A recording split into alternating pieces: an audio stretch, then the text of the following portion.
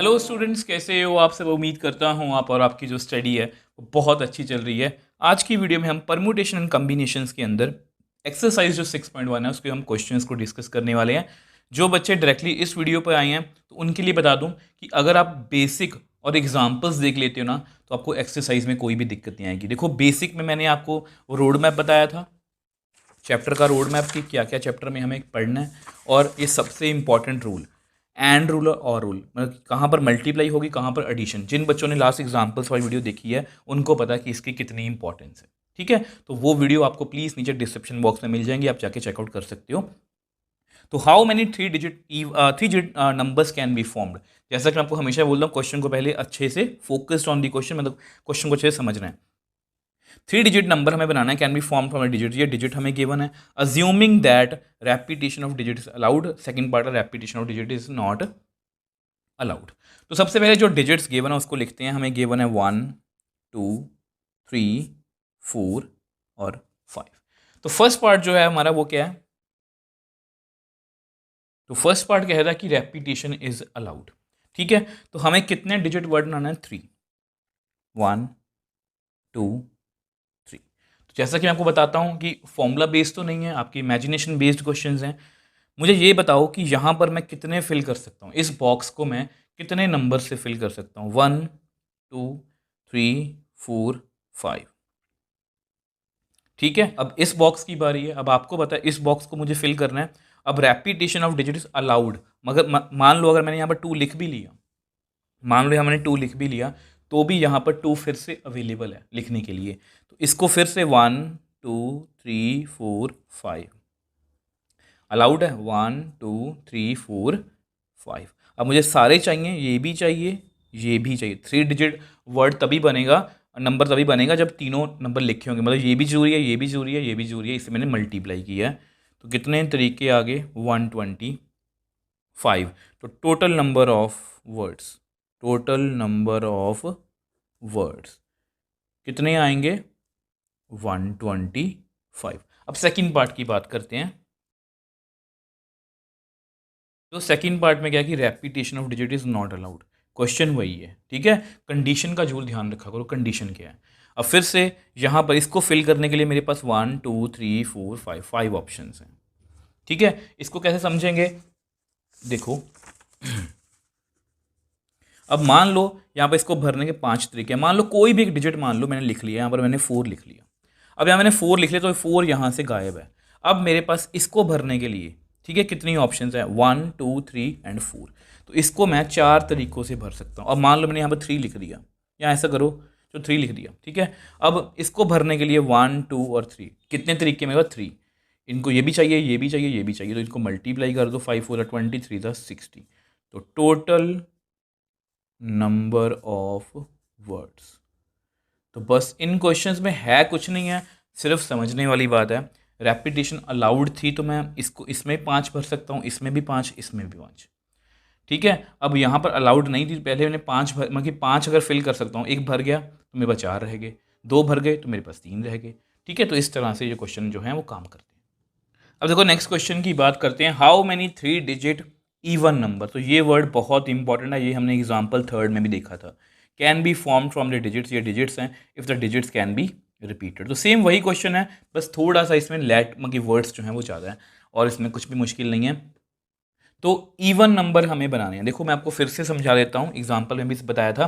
देखो even number अगर ये वर्ड ना होता, अगर ये वर्ड ना होता तो हमें 1, 2, 3, 4, 5, 6 थ्री डिजिट मतलब हमें नंबर बनाना है। तो यहाँ पर इसको भरने के लिए 6 ऑप्शन है, डिजिट्स कैन बी, इसको भरने के लिए 6, इसको भरने के लिए भी 6।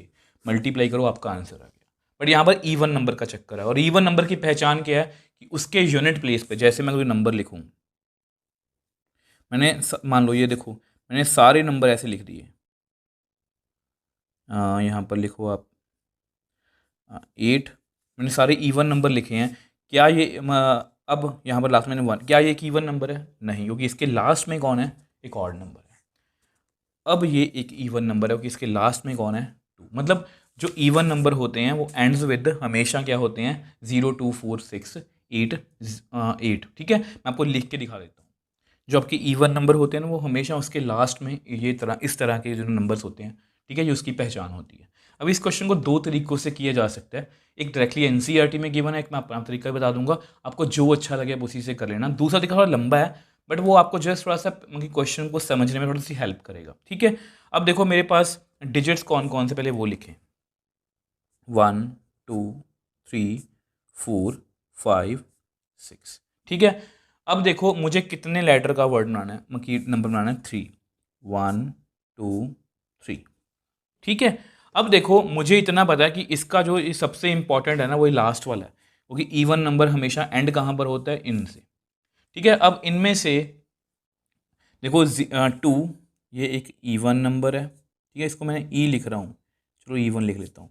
4 एक इवन नंबर है, 6 एक इवन नंबर है, मतलब ये भी इवन है, ये भी इवन है, ये भी इवन है। तो यानी कि अगर मैं सबसे पहले ये यूनिट प्लेस फिल करना चाहूँ तो इसको मैं 3 तरीकों से फिल कर सकता हूँ। अगर मैं सिर्फ यूनिट प्लेस को मैंने पहले फिल इसलिए की है क्योंकि मुझे इवन नंबर चाहिए और यहाँ पर 1 नहीं आ सकता, 3 नहीं आ सकता, 5 नहीं आ सकता, तो इसलिए यहाँ पर 2 4 6 आ सकता है, तो इसलिए मैंने यहाँ पर 3 लिखा है। ये बात क्लियर है। अब यहाँ पर अगर हम सेकंड प्लेस की बात करें, अब इसको फिल करने के मतलब कि digits can be repeated, digits repeat हो सकते हैं, तो ये 6 नंबर है, 6 में से 6 सारे आ सकते हैं। यहाँ पर भी 6 में से 6 सारे आ सकते हैं, तो इनको मल्टीप्लाई कर लो, 6 6 ज़ा 36, 36 को 3 से करेंगे, 3 6 ज़ा 18, 3 3 ज़ा 9, 108 वेस। तो एक तो ये डायरेक्ट तरीका हो गया। इसका एक सेकंड मेथड है, वो आपको वो भी बता देता हूँ। अब देखो ये बस सेकंड मेथड है, थोड़ा सा लेंथी है बट मैं आपको प्रोसीजर इसलिए बता रहा हूँ ताकि आप इसका बेसिक समझ पाओ, ताकि आपको ऐसे और भी क्वेश्चन अगर मिले आप उनको सॉल्व कर पाओ। यहाँ पर मैंने क्या किया, इसको सबको भूल जाओ, ठीक है, एक पल के लिए भूल जाओ। यहाँ पर मैंने ना, आप जैसे ही आपने इवन नंबर सुना आपने कहा सर पीछे 2 होगा, ठीक है, मान लिया। अगर पीछे 2 मैंने फिक्स कर दिया तो यहाँ पर 6 मतलब कि डिजिट कोई रेपिटेशन अलाउड है, यहाँ पर 6 आ सकते, यहाँ पर भी 6 आ सकते हैं, यहाँ पर जो मर्जी आ जाए, ये हमेशा एक इवन नंबर बनेगा कि पीछे कितने हैं 2। तो ऐसे कितने हैं 36। अब ये भी तो यहाँ ये भी हो सकता है, आप ये बोल सकते हो सर ये भी हो सकता है कि पीछे 4 आ जाए, जब यहाँ आ गया ना यहाँ पर 4 आ जाए तो भी कितने केस बन गए 36। ये भी हो सकता है सर पीछे 6 आ जाए तब ये इवन नंबर बनेगा, तो भी कितने 36। तो यहाँ पर और है तो इसलिए यहाँ पर मैंने प्लस प्लस लिखा है और इसके टोटल वेस कितने आ गए 108।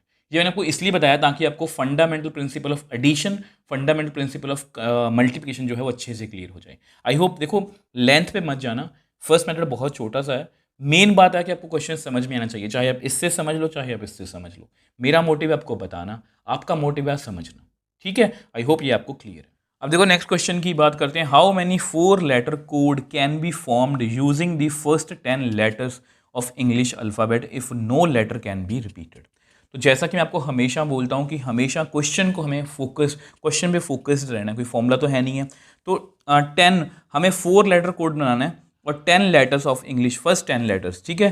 तो फर्स्ट 10 लेटर्स कौन कौन से होंगे, A B C D E F G H, तो 3 4 5 6 7 8 I J, A B C D E F G H I J, तो ये फर्स्ट 10 लेटर्स हैं।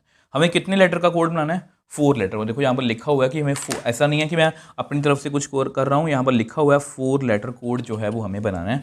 तो यहाँ पर हम इस तरह से 4 बॉक्स जो है वो बना लेते हैं, ठीक है। अब यहाँ पर भी इस बात का ध्यान रखोगे, no letter can be repeated, तो रेपिटेशन जो है वो अलाउड नहीं है। अब आप मेरे को बात बताओ, इस बॉक्स को अगर मुझे भरना हो इनमें से तो मैं कितने तरीक़ों से भर सकता हूँ, कितने लेटर्स हैं ये 10। अब आपको काफ़ी कुछ समझ भी आ गया होगा। अब मान लो मैंने यहाँ पर सी लिख दिया, तो सी यहाँ पर नहीं है, कोई रिपीट नहीं कर सकता। अब कितने रह गए हैं नेक्स्ट बॉक्स को भरने के लिए, 9, ठीक है। मान लो मैंने सी की जगह सी के साथ साथ यहाँ पर जी फिल कर दिया, ठीक है। अब मेरे पास इसको भरने के लिए कितनी ऑप्शन है आप गिन सकते हो, A B D E F H I J 8।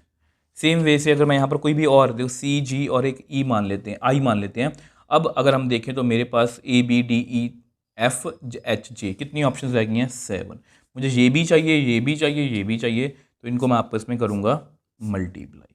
तो कितना आंसर आएगा 5040, मतलब कि इतने मतलब कि लेटर का मतलब कि इतने कोड जो हैं वो हम बना सकते हैं अलग अलग डिफरेंट डिफरेंट, ठीक है। मतलब आई होप कि क्वेश्चन को हमें फील करने की कोशिश किया करो, हर एक क्वेश्चन डिफरेंट है, हर एक क्वेश्चन में आपकी इमेजिनेशन पावर जो है मतलब आपको पूरी यूज़ करनी है। आई होप ये आपको क्लियर है। अब देखो नेक्स्ट क्वेश्चन बढ़ते हैं। How many 5 digit telephone number, हमें एक 5 डिजिट टेलीफोन नंबर जो है कंस्ट्रक्ट करना है यूजिंग द डिजिट 0 to 9। आपको पता है कोई भी नंबर जो होते हैं, उनके नंबर जो हो, अगर ये नाम ही लिखा रहता तो मुझे पता कि डिजिट मुझे कौन कौन से लेने हैं 0 से लेकर 9 तक। If each number start with 67, तो ये बहुत इंपॉर्टेंट है। आपको पता है ना, मैंने आपको एक बात बताई थी, कोई एक क्वेश्चन होता है सिंपल, एक होता है उसमें कंडीशन लगी हुई है। जिस तरह से अभी हमने शायद सेकंड क्वेश्चन किया जिसमें इवन नंबर की कंडीशन थी। तो यहाँ पर कंडीशन क्या है कि हर नंबर जो है वो 67 से स्टार्ट होगा। No digits appear more than once, कोई भी डिजिट जो है वो रिपीट नहीं होगा। इसका मतलब ये है रेपिटेशन अलाउड नहीं है। तो हमारे पास डिजिट कौन कौन से हैं? 0, 1, 2, 3, 4, 5, 6, 7, 8, 9, ये डिजिट्स हैं। हमें कितने डिजिट्स का नंबर या कोई भी डिजिट या कुछ भी नंबर लिखना है या कोड लिखना है, कुछ भी, कितने हैं? 5 डिजिट का, 1, 2, 3, 4, 5। अब कंडीशन क्या है कि पहला नंबर जो है वो स्टार्ट कहाँ से होगा? 67 से। तो 67 जो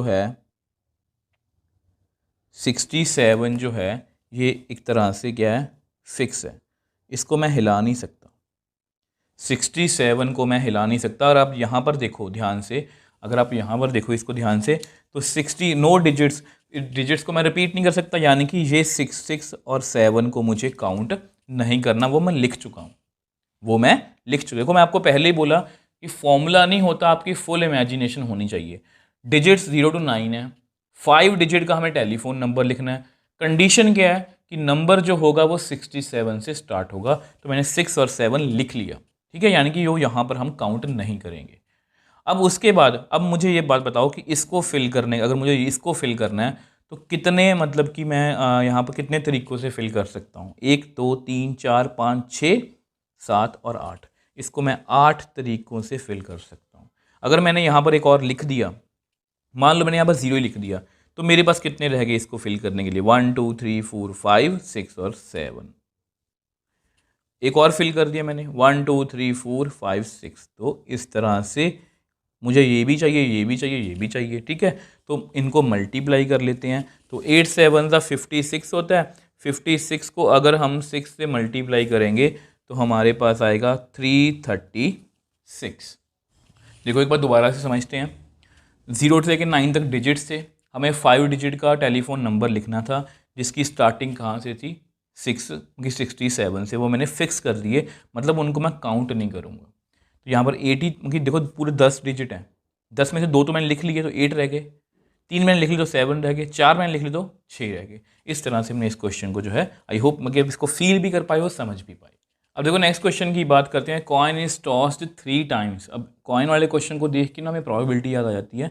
and the outcomes are recorded, outcomes को रिकॉर्ड किया गया। How many possible outcomes are there. तो वैसे देखा जाए तो ये क्वेश्चन प्रोबेबिलिटी से ही रिलेटेड है कि अगर किसी कॉइन को आगे जाके हम क्लास 10th में पढ़ेंगे और 12th में पढ़ेंगे, 11th और 12th में पढ़ेंगे कि अगर किसी कॉइन को हम 3 बार टॉस करते हैं तो कौन कौन सी पॉसिबल आउटकम आ सकती हैं। इसकी मैंने एक शॉर्ट ट्रिक भी बनाई हुई है। तो बेसिकली आपको यहाँ पर समझाने की कोशिश करता हूँ।